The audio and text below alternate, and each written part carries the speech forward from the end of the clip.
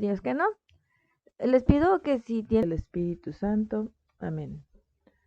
Pedimos a Dios su Santo Espíritu y les digo, Espíritu Santo, fuente de luz, ustedes responden. Ilumínenos. Espíritu Santo, fuente de luz. Ilumínenos. Espíritu Santo, fuente de luz, ilumínenos. Ilumínenos. En el nombre del Padre, del Hijo y del Espíritu Santo, amén. Pues confiemos en la iluminación del Espíritu para poder abordar todos estos puntos, ¿verdad? Y como les digo, pues si tienen preguntas, si tienen dudas, pues adelante. Eso enriquece la clase. Nos habíamos quedado en este punto, apareció de hecho esta palomita en la clase pasada, solamente que pues no abordamos el tema en sí. La confirmación, nuestro Pentecostés personal. Verás, permítanme tantito. Ay, ¿dónde está? Aquí está. Hija, si esas bolsas te sirven, úsalas. No estés perdiendo tiempo ni molestándote. Ándale, mío. Ok. Aquí una cita del Evangelio según San Juan. No sé si ustedes manejen la Biblia o sepan a qué se refiere cuando aparece una cita como la que está en pantalla, cómo localizarla dentro de su Biblia. A ver si tengo una. Aquí está mi Biblia. Bueno, a decir verdad, tengo varias Biblias, porque pues algunas las han dejado abandonadas y ni modo que yo las deje ahí, ¿verdad? O hemos comprado porque ocupamos para reuniones o para tener para nuestro trabajo y entonces, pues aquí está. Esta Biblia, bueno, la Biblia, todas las Biblias católicas contienen lo mismo. A veces difiere un punto de otro, una frase de otra, por la sencilla razón de que el lenguaje original en que fue escrito no fue el español, obviamente. Y en las traducciones, pues obviamente algo se expresa de manera distinta, aunque sea exactamente lo mismo. Las personas que se encargan de hacer estas traducciones tratan de darle el sentido lo más parecido al original para que nosotros podamos tener una correcta interpretación de la palabra de Dios. En este caso, todas las Biblias que tengan esta apariencia dicen, bueno, dice Biblia latinoamericana y de diversos tamaños, está hecha para nuestro continente de una manera que podamos nosotros entenderlo con frases que nos son familiares, pero que son equivalentes a lo que viene en los escritos originales. Hay otras traducciones, como por ejemplo la Biblia de Jerusalén, así llamada, que se usa generalmente para cuando vas a estudiar, es decir, cuando vas a hacer un análisis más profundo de tu fe o vas a empezar algún curso, pues generalmente usas la Biblia de Jerusalén, que no tiene frases así, digamos que, bueno, o mejor dicho, algunas frases de la Biblia pueden parecer muy duras, pero dichas en el contexto y en el idioma original no lo son, otras que sí. Pero bueno, la cosa está en que en nuestra Biblia, versión latinoamericana, vienen escritas en el sentido en que fue escrito originalmente, para que lo podamos entender de acuerdo a nuestra idiosincrasia. Bueno, después de esta mínima introducción a la Biblia, pues aquí va. Del Evangelio según San Juan. A ver, el Evangelio de Juan es el último de los 4 que vienen. Evangelio según San Juan, capítulo 14. Aquí está. Capítulo 14, versículos del 15 al 26. Bueno, no sé si ustedes lo alcancen a ver, pero aquí dice el nombre del libro con una letra un poquito más grande, el capítulo, y con letras que de ninguna manera van a alcanzar a ver, dicen los versículos, cada capítulo empieza su numeración en 1 y hasta donde lleguen los versículos. Eso hace más fácil localizar un verso en particular de la Biblia. Así pues, en Juan 14, del 15 al 26, pues viene una, bueno, una narración muy interesante.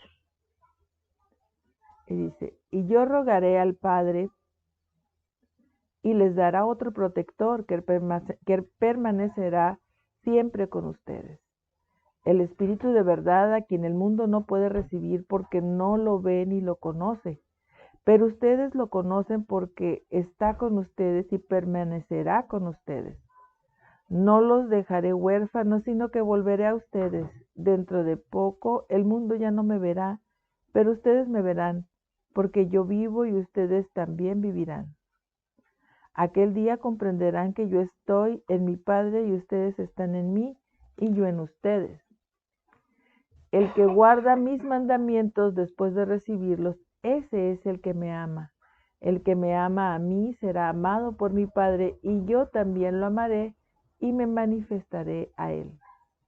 Judas, no el Iscariote, le preguntó, Señor, ¿por qué hablas de mostrarte a nosotros y no al mundo? Jesús le respondió, si alguien me ama, guardará mis palabras y mi Padre lo amará. Entonces vendremos a él para poner nuestra morada en él. El que no me ama no guarda mis palabras, pero el mensaje que escuchan no es mío, sino del Padre que me ha enviado. Les he dicho todo esto mientras estaba con ustedes. En adelante el Espíritu, el intérprete que el Padre les va a enviar, en mi nombre les enseñará todas las cosas y les recordará todo lo que yo les he dicho. Palabra del Señor. Ustedes responden, gloria a ti, Señor Jesús. Espero que hayan respondido.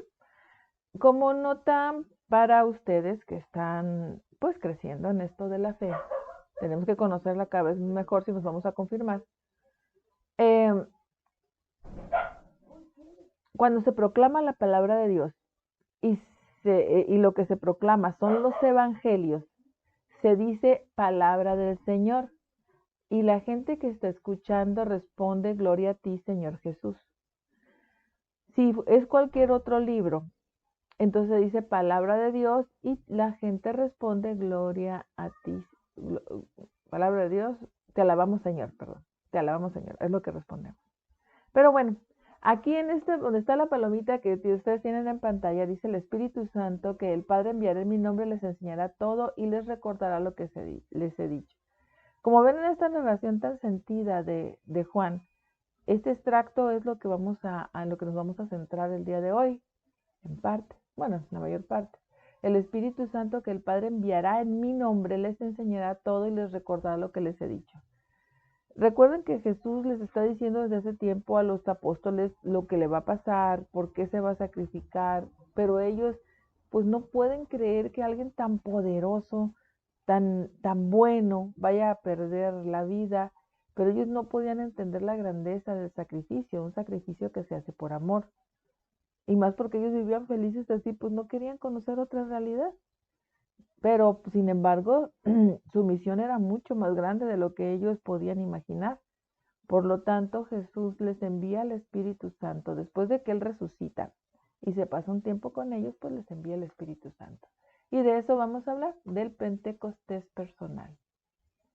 Nuevamente vamos ahora a Hechos de los Apóstoles. Eso ya no es un evangelio, sino un libro que escribió, se le atribuye a Lucas, y nos habla obviamente de los hechos, de la vida de los apóstoles ya en funciones, ya que Jesús sube al cielo, entonces ellos empiezan su trabajo, tal como se los dijo Jesús, ¿no?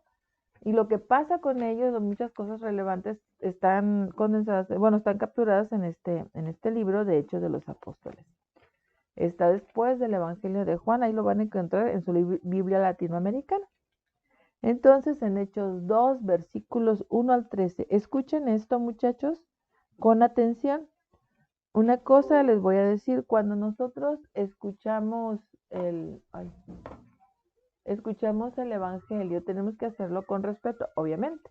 Así es que traten de poner atención, que esa es la mejor forma de respetar. Capítulo 2, versículos 1 al 13. Mande. Carol está teniendo problemas con su internet y no la deja entrar.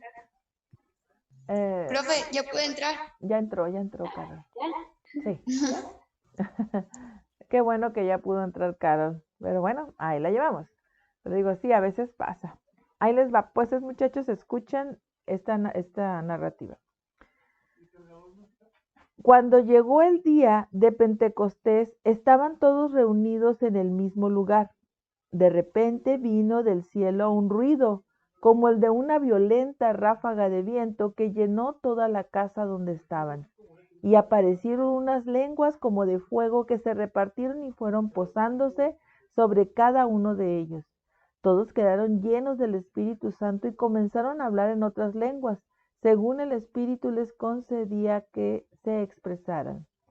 Estaban de paso en Jerusalén judíos piadosos llegados de todas las naciones que hay bajo el cielo, y entre el gentío que acudió a oír aquel ruido, cada uno lo oía hablar en su propia lengua.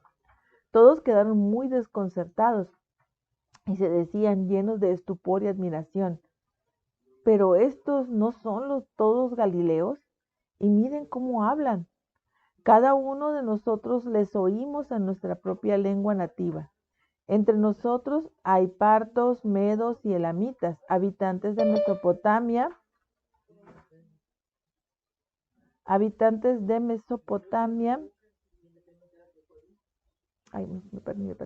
Judea, Capadocia, el Ponto y Asia. Hay de Frigia, Panfilia, Egipto y de la parte de Libia que limita con Cirene. Hay forasteros que vienen de Roma, unos judíos y otros extranjeros que aceptaron sus creencias, cretenses y árabes, y todos les oímos hablar en nuestra propia lengua las maravillas de Dios. Todos estaban asombrados y perplejos. Se preguntaban unos a otros qué querría significar todo aquello, pero algunos se reían y decían, están borrachos. Palabra de Dios, te alabamos, Señor. Muy bien, fíjense bien, quiero que se imaginen un momentito lo que fue la vida de los apóstoles. Haber conocido a Jesús, bueno, fue el evento yo creo que la vida de cualquier persona es el evento, ¿no? Conocer a Jesús. Pero resulta ser que ellos convivieron directamente con Jesús, el Verbo encarnado. Convivieron 3 años y durante esos 3 años lo vieron hacer milagros, lo vieron decir palabras que les derretían el corazón y les revolucionaban la mente. Era fantástico, ¿no? Ellos estaban muy seguros porque incluso de los últimos milagros que hizo Jesús fue traer a la vida a su amigo Lázaro. Lázaro se había enfermado gravemente, Jesús no llegó a tiempo para verlo enfermo y cuando por fin llegó a donde vivía Lázaro, hacía 3 días que estaba enterrado. Claro que no era un entierro como el que hacemos ahora nosotros, sino que era como una especie de cuevas o criptas donde se guardaba el cadáver y se tapaba con una piedra grande para evitar que los animales entraran y para evitar que salieran los malos olores. Imagínense lo que pasaba con el cuerpo de Lázaro, pues ya hacía 3 días que había muerto y eso no importó. Jesús llegó y sí sufrió mucho la muerte de Lázaro, pero le dijo, Lázaro, levántate, y Lázaro salió de su tumba vivo y sano. Entonces después de eso los apóstoles pensaron, pues es el dueño de la vida, nada le va a pasar a nuestro Señor. Pero pues esa no era la misión de Jesús. La misión de Jesús pues era anunciarnos el reino y de alguna manera pues también ponernos en contacto con nuestra propia naturaleza de hijos de Dios, y que solo con la ayuda de Dios y con nuestra voluntad, o sea, nuestro deseo ferviente de seguir a Dios, podemos vencer a la muerte y al pecado. Entonces, pues, ahí tienen ustedes que los apóstoles estaban súper seguros de que Jesús no iba a ser derrotado, y sin embargo, cuando lo aprenden y lo condenan, ellos hasta miedo les da y se esconden, ¿no? Y pues escapan. Estaban todos muy asustados y pero obviamente las chicas, la verdad es que siempre salimos al quite, ¿verdad? Podemos estar muy asustados, pero a final de cuentas la vida sigue y pues las mujeres salieron a a continuar con el rito funerario de Jesús y lo encontraron, pues no encontraron su cuerpo, Jesús resucita, se les presenta a ella, se les presenta a los apóstoles y así es durante 40 días los visita. Ya me imagino las pláticas que habrán tenido, ¿verdad? Algunas plasmadas en la Biblia, pero pues fue una especie de curso intensivo para ellos, porque les explicaba las cosas y ya entendieron, ah, pues a esto se refería el Señor, ¿verdad? Trata de, pues lo que hace Jesús es darle así que los últimos puntos de la misión para que ellos entiendan cuál es su misión, pero pues obviamente los apóstoles son humanos y a los humanos pues nos da miedo. Imagínense haber visto morir al más santo de todos, a Jesús en la cruz de una manera terrible, porque la muerte en cruz es una cosa espantosa. Este, lo ven morir de esa manera, pues obviamente les da miedo. Tienen todo el amor, tienen todas las ganas de hacer lo que Jesús les pidió, pero ellos no se sienten internamente tan preparados, más cuando se dan cuenta que Jesús les dice, yo no he ido todavía con mi Padre, voy a ir al cielo ya. Y voy a estar con ustedes todos los días hasta el final de los tiempos. Y para ayudarlos con su misión les voy a mandar al Espíritu, al Paráclito, les decía, les voy a ayudar a enviar a mi amigo para que les ayude en su misión. Los apóstoles, pues obviamente obedientes a lo que Jesús les decía, pues está bien, pues vamos a esperar la llegada de tu amigo. Dijo, vayan a Jerusalén y ahí espérenlo, les dijo Jesús. Y después de eso subió, se elevó y se perdió entre las nubes, subió al cielo. Entonces los apóstoles pues ya se fueron a la carrera allá a Jerusalén, allá se quedaron en Jerusalén y permanecieron en una casa. Sí, pues obviamente todavía eran perseguidos. El movimiento de Jesús no acabó con su muerte. Había mucha gente asustada, por supuesto, pero todavía creían en Jesús. Y pues los principales eran los apóstoles. Muchos se asustaron y se fueron, pero ellos se permanecieron en Jerusalén, los 12 apóstoles, y no solamente ellos, pues estaba María con ellos, estaban pues las mujeres que le ayudaban a trabajar, porque también las mujeres anunciaban la palabra, como siempre ha sido. Hombres y mujeres que acompañaban a los apóstoles y que les ayudaban, lo que hoy seríamos pues los catequistas, los misioneros y todo eso, ¿no? Seguimos existiendo. Bueno, entonces estaban en ese lugar, ¿sí? Estaban encerraditos, no salían, estaban en oración. Ellos esperaban la venida del Espíritu Santo, pero pues no sabían cómo iba a ser. En ese momento, en Jerusalén estaba ocurriendo lo que se llamaba el Pentecostés, que son 7 semanas después de la Pascua. Jesús muere en ese tiempo de lo que es la Pascua y resucita, por supuesto. Pero los judíos celebraron lo que se llama la fiesta de las cosechas, que son 50 días, ¿no? Por eso es Pentecostés. 50 días después de la Pascua se hacía como una especie de carnaval, pero no era tanto el carnaval como ahora lo concebimos de pachanga y parranda, nada más, no, sino que era un evento religioso. Así es que Jerusalén se convertía pues en la gran kermés, ¿no? Pues imagínense, se llenaba de gente. Obviamente las personas necesitan de cosas y aprovechando al raite pues también se traían sus cosas para intercambiar, para hacer negocio. La gente tenía que comer, hospedarse. Bueno, aquello era una enorme feria en Jerusalén.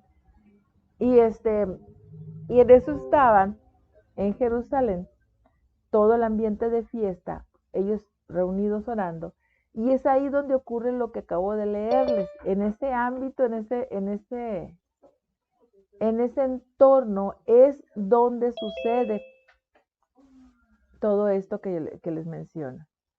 Estaban ellos haciendo oración, eran como las 9 de la mañana, había la pachanga afuera, mucho tumulto afuera, gente de todas partes, porque los judíos tienen, pues, ahora sí que su deber religioso les dice pues que tienen que ir a Tierra Santa, a Israel, pues una vez por año, cuando menos. Mucha gente iba en esa época en Pentecostés, así es que por eso había tanta gente. Había judíos de todas partes, gente que ya no hablaba a lo mejor el mismo idioma, el hebreo, o tal vez lo conocía, pero no era su lengua materna, y vivían lejos y venían de visita. De tal suerte, pues, que cuando llega el espíritu, primero se asustan, me imagino que qué miedo, ¿no? Afuera todo en calma y adentro como si hubiera un ventarrón terrible. Después de ese ventarrón terrible, empiezan a descender sobre ellos lenguas como de fuego. Es como ver la iluminación de Dios, pero directamente manifestada, ¿no? Obviamente no los quemaba, llenaba de esa luz sus almas, el Espíritu Santo penetraba en todas las personas que estaban ahí, los apóstoles, la Virgen, todos. Y entonces se les acabó el miedo, se les acabaron las dudas, se dieron cuenta que su principal motivación pues es esa, la de seguir al Señor, que iban a cumplir la misión, que era lo principal en sus vidas, perdieron, ya, o sea, obviamente igual los iban a perseguir, pero ellos ya no les importaba. Ya salieron a la calle a hablar públicamente de Jesús y el Espíritu los movía a hacerlos, pero también les daba las herramientas para ellos. Cuando dice en una parte de la lectura, dice, ¿qué no son estos todos Galileos? Galileo es un pueblito, Galilea es un pueblo pesquero, con personas sin más educación, sin mucho conocimiento. Entonces, que van a saber hablar más de un idioma, para nada, ¿verdad? Ahí pues entendían la lengua de los romanos, del latín, y lo entendían más o menos, pero pues no era su lengua nativa, sabían hablar arameo, la mayor parte de ellos, que es una forma del hebreo. Pero la sorpresa es que el escándalo que ellos hacen, hablan todos al mismo tiempo, pero la gente les empieza a entender, y eso es la cosa rara, pues.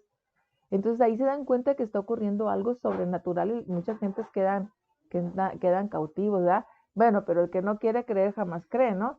Como esos personas que dijeron, andan borrachos, por eso andan hablando así. Bueno, ni les importaba lo que estaban diciendo y no se les daba la gana ponerle atención ni creer. Hasta la fecha, pues hay personas que así son, la verdad, pero pues igual a esas personas se les predica. Algún día entenderán, ¿verdad? Entonces así le pasó a los apóstoles. En ese momento nace la iglesia. Es como en Pentecostés, es como el cumpleaños de la iglesia.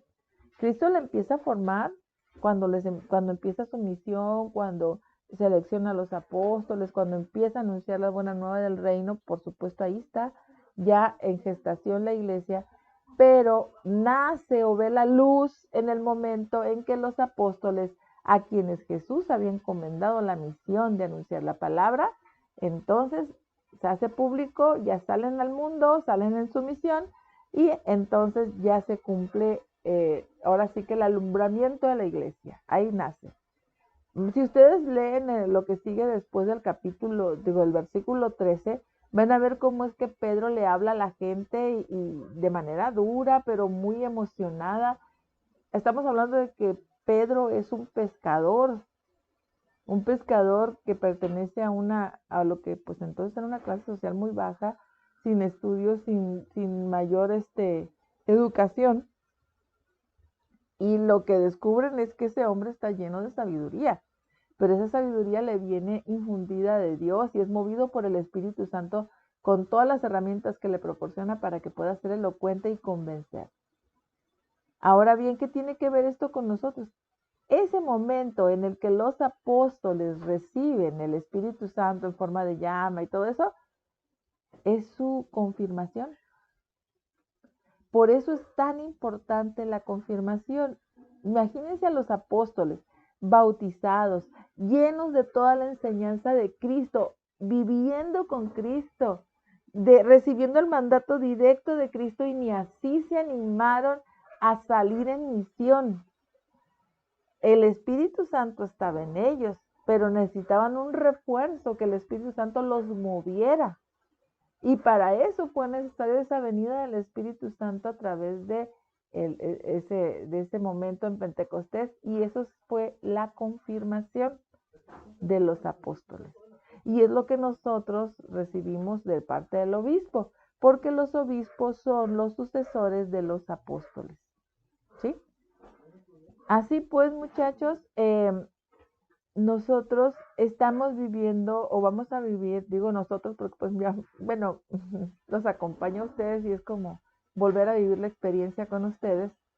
Este, el Espíritu Santo los llena, es el Pentecostés personal.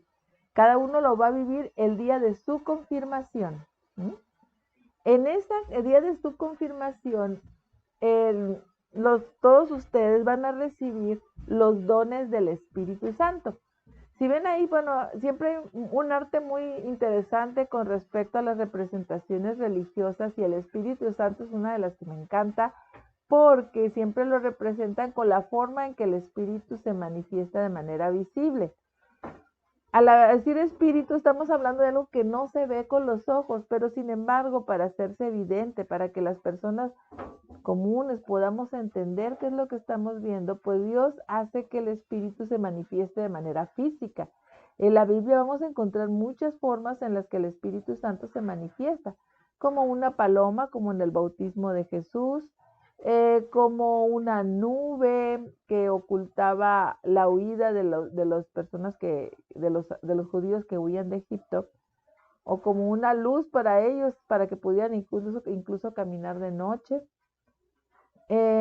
como un dedo que escribe sobre la pared, o un mensaje para un rey, en fin, como el agua del Espíritu, la del bautismo, todas esas manifestaciones existen en la Biblia.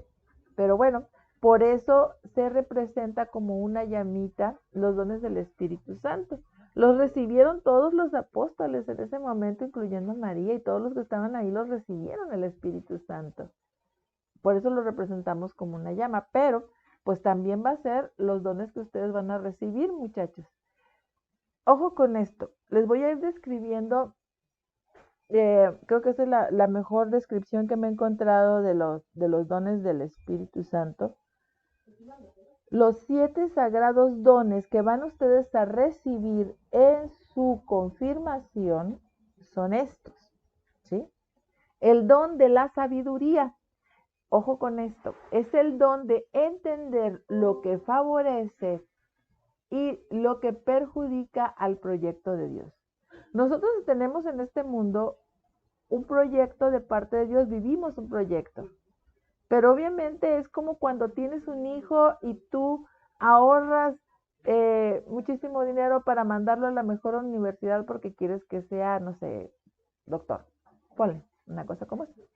Pero tú humanamente ya te preparaste, tienes un fideicomiso, ya tienes, le das la mejor educación al chamaco para que se dedique a ser doctor cuando sea grande. Tienes un proyecto, un plan para tu hijo. Pero bueno, el hijo a final de cuentas va a decidir si quiere ser doctor o si quiere ser músico, si quiere vender hot dogs. Es su decisión, ¿verdad? Pero en el fondo los padres siempre tenemos un plan para los hijos y es que sean buenas personas, que sean felices. Eso es lo que nos interesa a nosotros. Que tienes el plan ideal de que sea doctor, bueno, pues no quiere, también respetas la individualidad de tu hijo. De una manera muy superior, Dios también tiene un plan para nosotros que nos va a dar lo mejor que podemos obtener en esta vida, para nosotros en nuestra situación. A través del don de la sabiduría, podemos entender lo que favorece y lo que perjudica al proyecto de Dios y en nuestro plan personal. Dice, Él, o sea, el Señor, fortalece nuestra caridad y nos prepara para una visión plena de Dios. Nos hace conocer mejor a Dios, pues, y fortalecer la caridad, que es eh, el amor cristiano, o sea, el amor que le podemos tener a todo mundo, y nos prepara para que seamos, pues, entendamos mejor a Dios. El mismo Jesús nos dijo, fíjense, esto está en el Evangelio según San Mateo, versículo 19 al 20. Mas cuando os entreguen, no os preocupéis de cómo o qué vais a hablar. Lo que tengáis que hablar se os comunicará en aquel momento, porque no seréis vosotros los que hablaréis, sino el Espíritu de vuestro Padre el que hablará en vosotros. Hay que hablar con confianza cuando hablamos de las cosas de Dios porque Dios nos mueve. Claro, no podemos agarrarnos inventando cosas, sino dejarnos mover sencilla y humildemente por el Espíritu. El saber distinguir cuándo es una invención nuestra y cuándo es realmente algo que Dios nos inspira, eso se le llama sabiduría. La verdadera sabiduría trae el gusto de Dios y de su palabra. Una persona sabia en cosas del mundo puede ser alguien que haya estudiado mucho o que sepa aplicar el conocimiento que ha recibido a lo largo de la vida en concreto, ¿verdad? Pero hablando de dones espirituales, el don de la sabiduría espiritual nos da ese gusto por las cosas de Dios, por su palabra. Así que, muchachos, anótenlo. Pero un don que van a recibir es el don de sabiduría. ¿Dudas, preguntas, comentarios? ¿Puedo seguir? Bueno, espero que no estén dormidos. El siguiente es el don del entendimiento o la inteligencia. ¡Oh, Dios santo! ¿Y cuánto he pedido inteligencia? En más de una ocasión. Ay, Dios, voy a acomodarme esto aquí. Ok, ya está. El don del entendimiento o también don de la inteligencia es el mismo don, llamado de dos diferentes formas. Es el don divino que nos ilumina para aceptar las verdades reveladas por Dios. Mediante este don, el Espíritu Santo nos permite escrutar las profundidades de Dios, comunicando a nuestro corazón una particular participación en el conocimiento divino, en los secretos del mundo y en la intimidad del mismo Dios. El Señor lo dijo, eso está en Jeremías 24:7 en el Antiguo Testamento, dice, les daré corazón para conocerme, pues yo soy Yahvé. A ver, fíjense bien, ¿se acuerdan que al principio nosotros pedimos la presencia del Espíritu Santo para entender lo que íbamos a ver el día de hoy? Pues eso estábamos pidiendo realmente, el don de la inteligencia, ¿sí? Para que nos iluminara y pudiéramos comprender lo que Dios nos quería decir en este momento. Así es que, segundo don, pónganlo por ahí, el don del entendimiento o la inteligencia. El siguiente don es el don de la ciencia.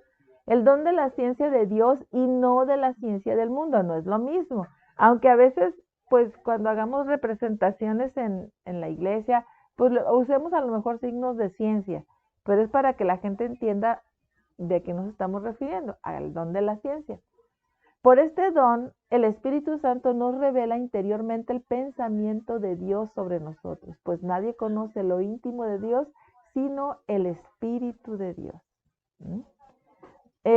Cuando ya nos adentramos en el conocimiento de Dios, cuando queremos ir más allá, cuando de verdad pues tomamos la Biblia y no lo leemos como si fuese un cuentito, sino que nos esforzamos por conocer más, por adentrarnos más en el conocimiento de Dios, es el don de la ciencia lo que necesitamos.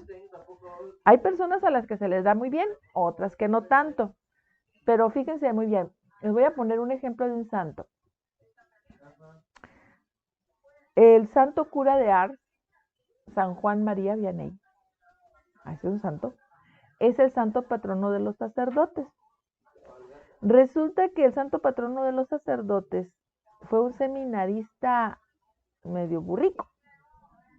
No es que fuera flojo o algo por el estilo, no, para nada.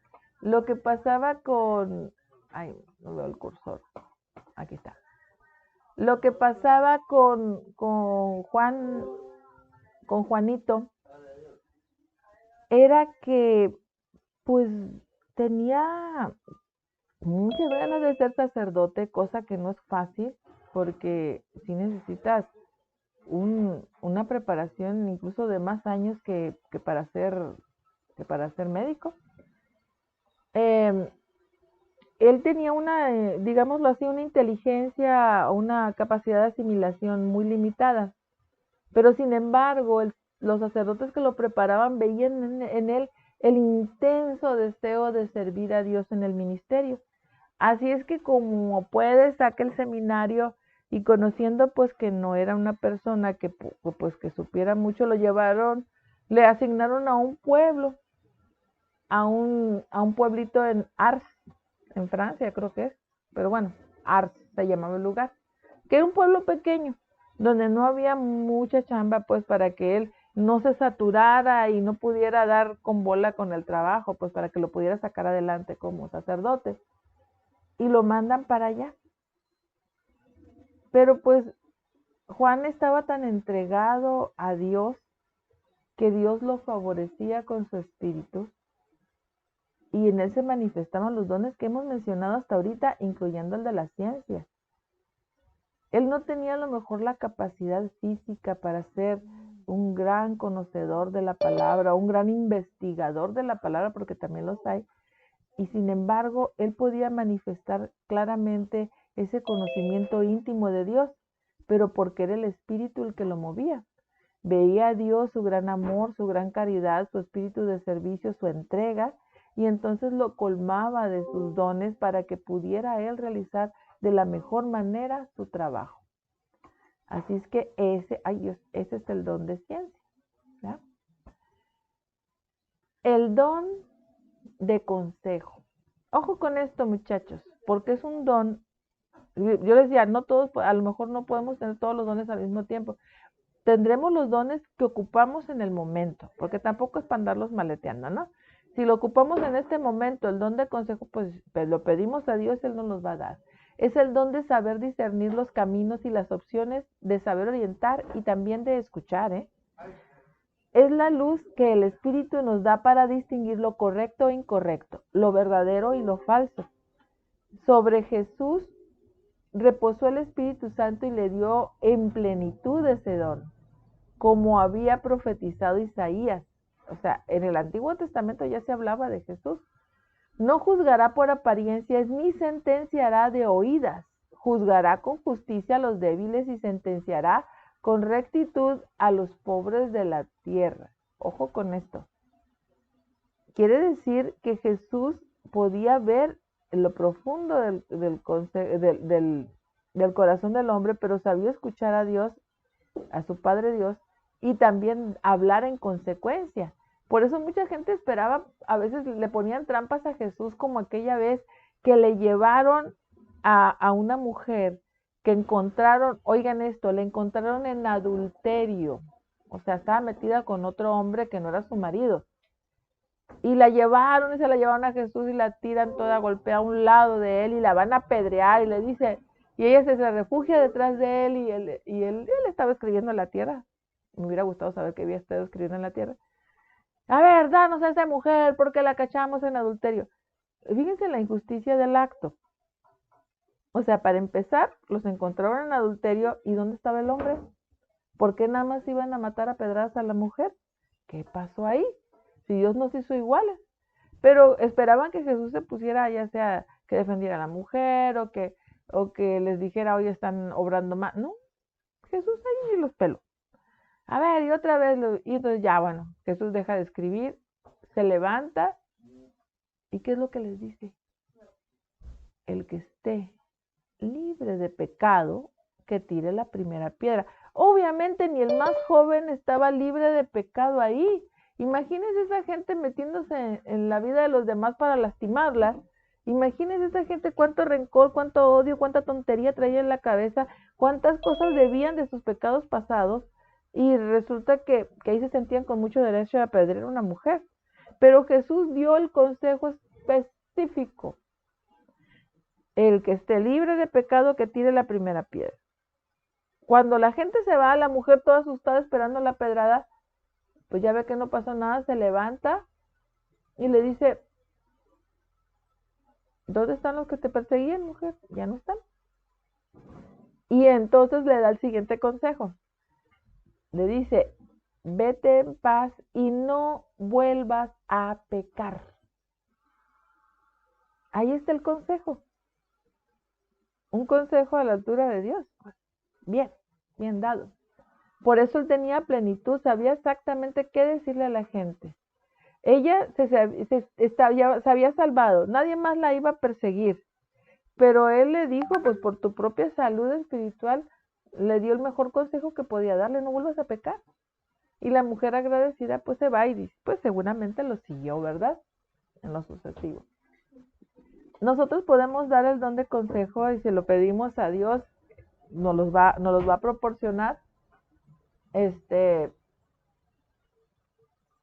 Por ejemplo, no sé si les habrá pasado que necesitan, que alguien les pregunta algo y ustedes dicen, ay Dios mío, ¿qué le puedo decir?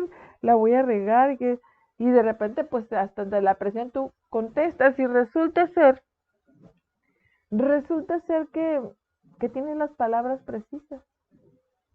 El mejor consejo cristiano que podías haber dado lo diste y ni siquiera supiste cómo. Pero porque dijiste, ay Dios mío, ayúdame. Bueno, pues Dios te escuchó y te dio el don de consejo. Ese también lo van a recibir cuando se confirmen. Así es que don del consejo, anótenlo. Don de fortaleza. Este es el don que nos vuelve valientes para enfrentar las dificultades del día a día de la vida cristiana. Vuelve fuerte y heroica la fe. Recordemos el valor de los mártires. Nos da perseverancia y firmeza en las decisiones. Los que tienen ese don no se amedrentan frente a las amenazas y persecuciones, pues confían incondicionalmente en el Padre. En el libro del Apocalipsis, el último que van a encontrar ustedes en la Biblia, dice, no temas por lo que vas a sufrir. El diablo va a meter a algunos de vosotros en la cárcel para que seáis tentados y sufriréis una tribulación de 10 días. Mantente fiel hasta la muerte y te daré la corona de la vida. Suena terrible, pero es que es cierto. O sea, ¿para qué estamos trabajando? Eventualmente algún día nos vamos a morir. Eso sí tenemos garantizado. Algún día, todo el que nace, pues algún día se muere. Esta realidad. Pero ahora, ¿dónde quieres ir después de esta vida en el mundo? Pues yo creo que con Dios, ¿verdad? Porque si tenemos un alma eterna, ¿dónde quieres pasar la eternidad? ¿En el infierno o en el cielo? Y creo que es mejor el infierno, es mejor el cielo. El cielo es vida, el infierno es sufrimiento y muerte. Entonces vayamos al cielo. ¿Y cómo vamos a hacer eso? Pues siendo fuertes en esta vida, resistiéndonos a las tentaciones. Por ejemplo, ustedes ven ahorita que se ensalza las cosas malas, por ejemplo, los narcos. No, hombre, mucha gente cae en el error porque de repente los narcotraficantes tienen supermansiones, supercarrazos, se dan una vida a todo lujo. Parece que nada los toca, que nada les puede hacer daño. Bueno, se sienten invulnerables y todo lo que tú quieras, ¿no? Y tú, pues, que te la pasas trabajando y chambeando, de repente, pues, medio sobrevives con lo que tienes. Y a veces pudiera parecer que ellos tienen una ventaja o que les está yendo bien por portarse mal. La realidad es que todo se paga. Y esa cosa malvada que ellos hacen para ser ricos, que es matar a otras personas, no queda impune. Su sangre clama desde la tierra y lo hace directamente a Dios. Así como la sangre de Abel le gritaba desde la tierra a Dios por justicia cuando su hermano Caín lo mató. Eso está en el Génesis. Entonces, las personas que hacen mal, nada les queda impune. Y dices tú, ay, pues mira, tan malo que fue y se murió dormidito en su cama. ¿Creen que eso fue bueno? Se durmió dormido, se murió dormido. No tuvo chance de arrepentirse, no tuvo chance de decir, me equivoqué y merezco todo lo que me pasa, perdóname, Señor. No tuvo chance ni de decir eso. Esa persona se perdió irremediablemente. Y todo porque no tuvo la fortaleza de decir no. Mejor un pedazo de pan duro que condenarme por vivir de la muerte de los demás, por asesinar al prójimo, ya sea lentamente con drogas o rápidamente con una ejecución. Y esa fortaleza la debemos de pedir a Dios porque definitivamente somos humanos y es difícil resistirse. Lo mismo para esa fortaleza la vas a necesitar para defender tu fe. Imagínate que estás con tu grupo de amigos, que empiezan a hablar acerca de la eutanasia, que hay que matar a los viejitos para que ya no estén estorbando y que no estén sufriendo. Y yo dije, viejitos, a veces son los que más ganas tienen de vivir, porque ya han vivido y ya saben que es lo máximo la vida. Y tú queriéndolos matar, ¿no? Que la eutanasia, que esto y que lo otro, que para que no sufra y que no sé qué, muy piadoso según ellos. Y tú, como buen cristiano, dices, no, pues la vida debe de respetarse desde el origen, desde su concepción, hasta hasta la muerte natural. Que por enfermedad, pues bueno, pero pues así morirá la persona y pues respetaremos la vida, no mataremos a nadie. No, hombre, pues te empiezan a tachar de mocho, que eres esto, que eres los otros. Ahora es muy de que les digan a la gente que tiene en buen aprecio su vida espiritual, pues que son unos retrógradas y todo eso. Bueno, no sé qué tenga de retrógrada defender al que no puede defenderse, por ejemplo, los viejitos, a los bebés. Y y resulta que en ese grupo de amigos termina siendo señalado y ya no, ay, no, ya ni le digas nada porque este persignado te va a salir con una tontería. Y te empiezan a presionar y a presionar y a presionar y puede que hasta sacarte de ese grupo de amigos. Tú tienes la opción de seguirles el juego y ser como ellos y abandonar tus valores y tu fe cristiana. O tienes la opción de mantenerte fuerte aunque que te quedes solo, pero con la compañía de Dios. Eso no es fácil. Y menos a la edad de ustedes, muchachos, porque son muy jovencitos. Están en esa etapa donde están buscando su identidad. Entonces el don de la fortaleza es necesario para todos, pero en particular para ustedes, porque no es cosa fácil pasar de la niñez a la vida adulta. El tiempo de la adolescencia es complicado por excelencia, pero es cuando más necesitan el don de la fortaleza. Así es que qué bueno que van a recibir la confirmación ahorita que son tan jovencitos. Bueno, ahí está. El siguiente don, ya notaron, fortaleza. Ahora vamos con el don de la piedad. Es el don que el Espíritu Santo nos da para estar siempre abiertos a la voluntad de Dios, buscando siempre actuar como Jesús actuaría. Si Dios vive su alianza con el hombre de manera tan envolvente, el hombre a su vez se siente también invitado a ser piadoso con todos. O sea, das lo que recibes y dices tú, a lo mejor el mundo no te trata muy bien, pero Dios te ama y te da cosas maravillosas, entonces comparte, sé piadoso como Dios. En la primera carta de San Pablo a los Corintios escribió, en cuanto a los dones espirituales, no quiero, hermanos, que estéis en la ignorancia. Sabéis que cuando erais gentiles, os dejabais arrastrar ciegamente hacia los ídolos mudos. Por eso os hago saber que nadie, hablando con el Espíritu de Dios, puede decir, anatema de Jesús, y nadie puede decir, Jesús es Señor, sino con el Espíritu Santo. Es decir, cuando tú actúas bien, es porque te dejas llevar por el Espíritu. Claro, eres bueno, pero a veces no es suficiente. No es suficiente ser bueno, hay que pedirle a Dios esa piedad, el don de piedad, porque a veces resulta muy difícil en este mundo dejarte llevar por las cosas buenas y es muy fácil dejarte llevar por las cosas malas. Por ejemplo, compartir lo que tienes. ¿Es fácil o difícil para ti? Perdonar. ¿Es fácil o difícil para ti? Ser cordial hasta con aquellas personas que no lo merecen. ¿Es fácil o difícil para ti? A lo mejor es fácil todo el tiempo, a lo mejor no lo es. Pero ¿cuánto necesitas el don de piedad? Pues lo necesitamos todos, aunque a veces con mayor urgencia aquellas personas que no pueden, por ejemplo, controlar bien su carácter.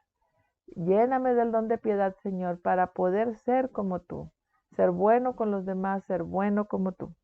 Claro que es una meta alta, pero que podemos pedirle a Dios que nos ayude y Él nos dará su Santo Espíritu para que podamos vivir la piedad en nuestro diario vivir. Ha apuntado el don de la piedad. Ay, aquí está.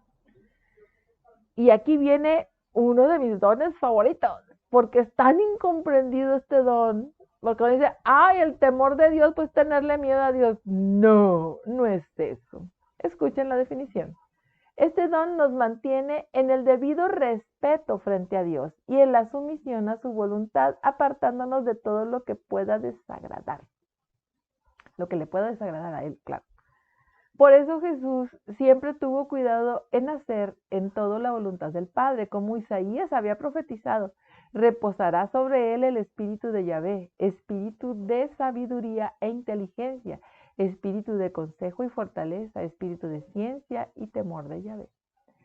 Miren, les voy a poner un ejemplo que le acaba de ocurrir a unos amigos muy queridos de nosotros. Ellos son unas personas muy lindas y una familia muy unida. Ellos, o sea, son el esposo, la esposa y 2 hijos, pero pues iban a ir todos juntos a un viaje este fin de año. Iban a pasar, y de hecho en Navidad se iban a ir, en la mañana de Navidad, iban a correr todos al aeropuerto para ir a hacer unas vacaciones juntos porque pues tienen sus papás ya mayores y pues quieren darles un regalo y disfrutar yendo a la tierra de ellos y bueno, tenían todo el itinerario completito realizado. Ellos ya iban ahí, ya nos habíamos despedido, pues ya la última pachanga de aquí a que nos veamos, decíamos, ¿no? Pachanga del ejército, pero pachanga al fin. Y cuando ya faltaban unos días para Navidad, se enfermaron de COVID. Todos. Así es que nadie fue a ese viaje. Y pudieron recuperar lo que pudieran, así cancelaron cosas, algunas no les reembolsaron. Se calcula que por lo menos la familia perdió unos 10,000 pesos en cosas que no se pudieron recuperar porque no había reembolso. Y dices tú, ay, bueno, era como para que despotricaran, estuvieran enojados. Y entonces ella, platicando con mi amiga, me dice, bueno, las cosas pasan por algo, ¿verdad? Ahora sí que, pues, respeto la decisión de Dios, por algo pues, nos dio o sea, ¿cómo nos íbamos a contagiar si nos cuidábamos tanto? De alguna manera nos contagiamos, ahora hay que ver por qué. Y yo creo que, bueno, nos contagiamos de alguna manera, dice, pero pues, ¿qué le veo del lado positivo a esto? Mi hijo no iba a ir con nosotros, el mayor dice, no iba a ir con nosotros al viaje, porque tiene problemas en la escuela, pero tiene más que problemas en la escuela, tiene otros problemas que no ha resuelto. Y a lo mejor pues Dios quiere que le ayudemos aquí, así es que pues vamos a hacerlo, a vivir alegres con lo que estamos vivos y que estamos saliendo bien del COVID y vamos a ver cómo le ayudamos al muchacho. Efectivamente, la ayuda que le dieron a su hijo fue muy buena y le sirvió muchísimo, ¿sí? Así que, pues tal vez ese es el plan de Dios, tal vez, digo, hey, espérame, se van a ir de viaje, tienen varios asuntos pendientes que son más importantes que la diversión. Y los puso en esas circunstancias. Solo Dios sabe qué enseñanza o qué cosa tenían que hacer cada uno de los miembros de esa familia que era más importante que el viaje.